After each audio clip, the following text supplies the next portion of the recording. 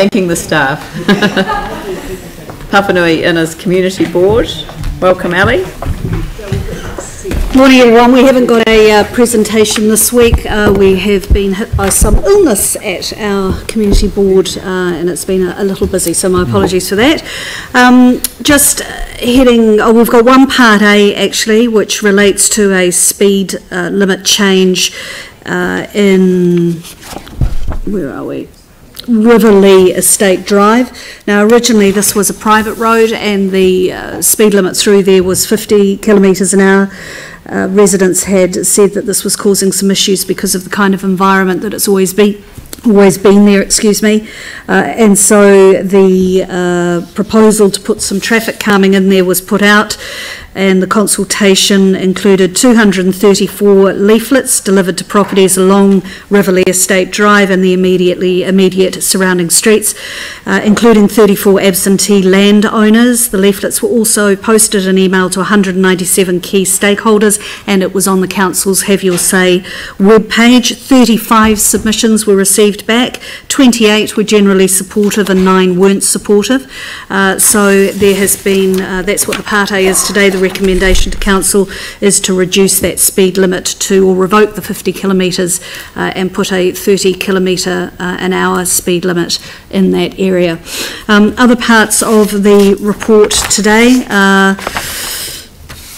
we have had quite a lot of community conversation through social media on a number of issues in the ward, one being the traffic speeds and how it's affecting St Albans Primary particularly, and Shirley Primary.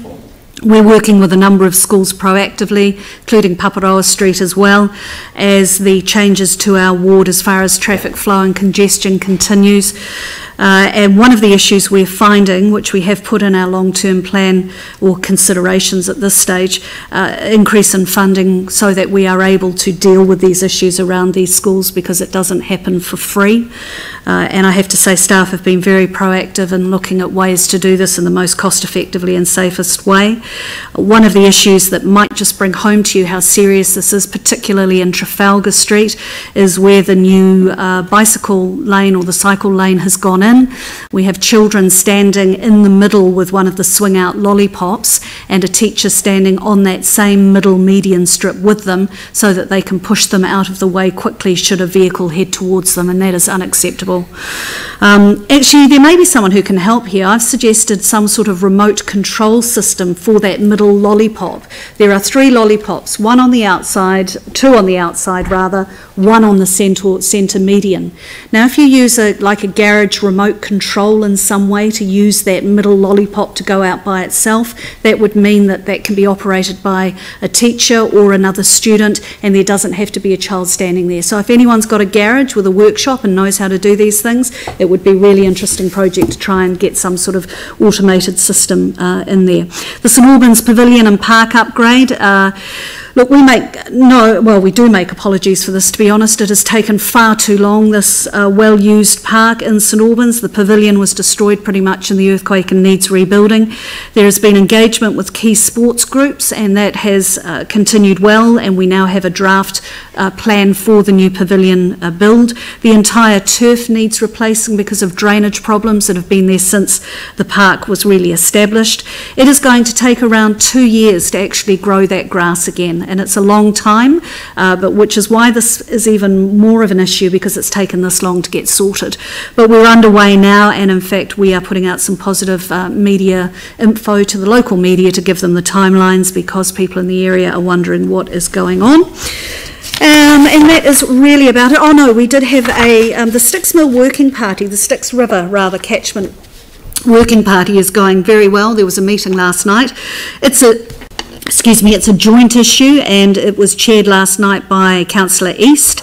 Emma Norris from our community board went along with Joe Byrne, and I believe, David, you have been elected chair on that, I think, and there will possibly be a co-chair looked at there's from... provision for a co-chair right. At the moment. Your 2 members that have attended have been happy for me to chair, but if you attend, Ali, I'm more than happy to share. Oh, I hear you're doing a marvellous job, David, so that's fantastic. Thank you. And thanks to staff too for pulling that together, because it's a major issue for people out there and it's a real concern. I think that is about it, actually. Some great stuff coming through from the youth in our ward, and I have to say, you know, this is one of the issues that's concerned us with the reduction in funding is, you know, when you've got young people coming through that are representing New Zealand at a very high level in sports, and our $400-500 from the community board is helping make that happen. That's why we do what we do. That's one of the main satisfactions, so we don't want to see that curtailed in any way.